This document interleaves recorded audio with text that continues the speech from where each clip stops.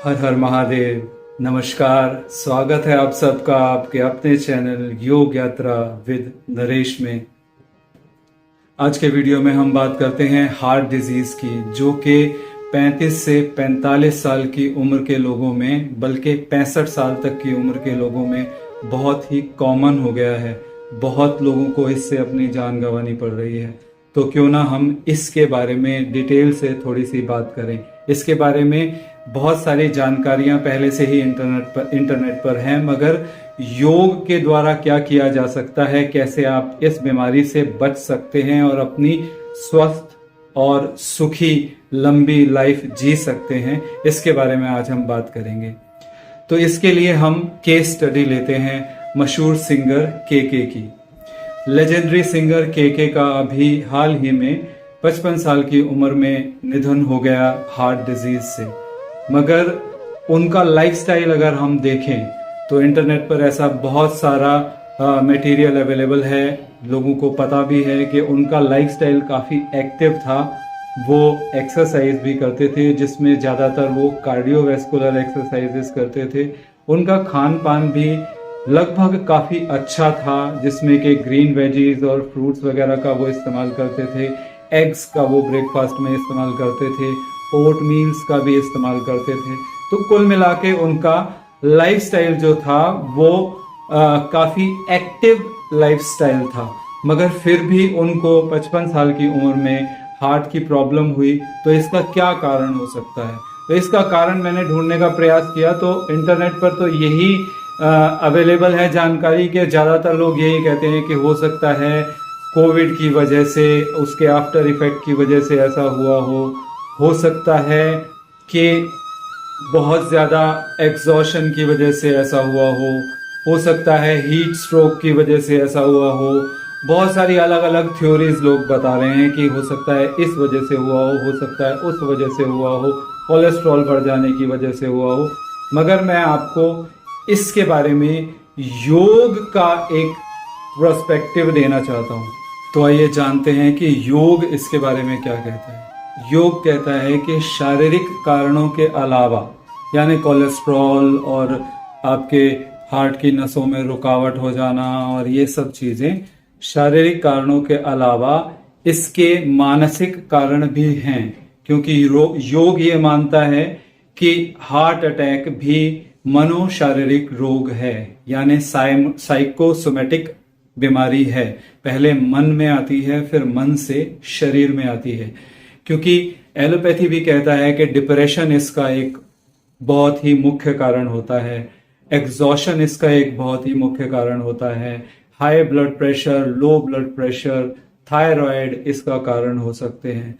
तो इसलिए शारीरिक कारणों के अलावा हमें मानसिक कारणों पर भी ध्यान देना चाहिए, योग ये कहता है। ये नई अवधारणा है जिसकी तरफ किसी का भी ध्यान बहुत ज्यादा नहीं जाता। सब अपनी लाइफ जीने में इतने ज्यादा बिजी हो जाते हैं कि मानसिक कारणों की तरफ किसी का ध्यान जाता ही नहीं है। मानसिक कारणों की तरफ योग का ध्यान जाता है, क्योंकि योग के यम और नियम जो हैं वो सबसे पहले मन पर ही काम करते हैं। शरीर से पहले वो मन पर काम करते हैं, फिर शरीर पर बाहर व भीतर से काम करते हैं, उसके बाद आसनों से काम करते हैं, फिर प्राणायाम, धारणा, ध्यान और समाधि से काम करते हैं। तो इसलिए मानसिक भी इसके कारण हो सकते हैं। मानसिक कारणों को दूर करने के लिए अब हम आपको इसका इलाज बताने का प्रयास करते हैं कि इसका इलाज क्या हो सकता है योग के हिसाब से। योग के हिसाब से आप अगर यम नियम का पालन करते हैं, आप अगर अहिंसा, सत्य, अस्तेय, ब्रह्मचर्य और अपरिग्रह का पालन करते हैं, तो आपका मन इतना मजबूत हो जाता है कि छोटी छोटी चीजों में आप घबराएंगे नहीं, आपको परेशानियां नहीं आएंगी, आपको टेंशन नहीं आएगी, आप हाइपर टेंशन से पीड़ित नहीं होंगे। और जब आप मानसिक रूप से स्ट्रांग होते हैं तो आपके इंटरनल ग्लैंड्स भी, जो कि आपके मन से ही काम करते हैं, आपके दिमाग से ही काम करते हैं, तो आपके इंटरनल ग्लैंड्स भी मजबूत होते हैं। इंटरनल ग्लैंड से मेरा मतलब है कि अगर आपकी थायराइड ग्लैंड मजबूत होगा तो आपके शरीर का पूरा सिस्टम ठीक चलेगा। तो इसलिए बहुत सारी मानसिक चीजें ऐसी हैं जिनका आपको ध्यान रखना जरूरी है, जो कि हम यम नियम के द्वारा कर सकते हैं। यम नियम का पालन करने से हम अपने आप को बहुत स्ट्रॉन्ग बना सकते हैं। उसके बाद फिर आप आसन प्राणायाम वगैरह करके अपने शरीर को और भी ज्यादा स्वस्थ और मजबूत बना सकते हैं।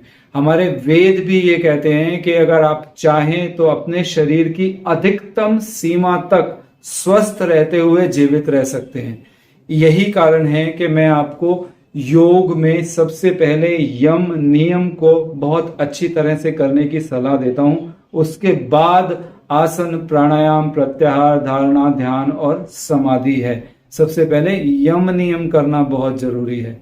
तो यम नियम के बारे में हम आने वाले वीडियोस में बहुत ही विस्तार से बात करने वाले हैं। सबसे पहला जो यम नियम में सबसे पहला पार्ट आता है अहिंसा। अगले वीडियो में हम प्रयास करेंगे कि अहिंसा के बारे में थोड़ा डिटेल में बात करें, जिससे कि ज्यादा से ज्यादा लोगों को इसका फायदा मिल सके और बहुत सारी बीमारियों से छुटकारा मिल सके।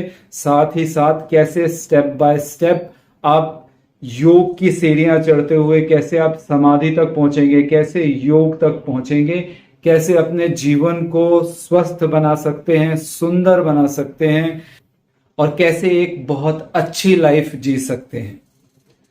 तो ये वीडियो कैसा लगा इसके बारे में हमें जरूर बताएं।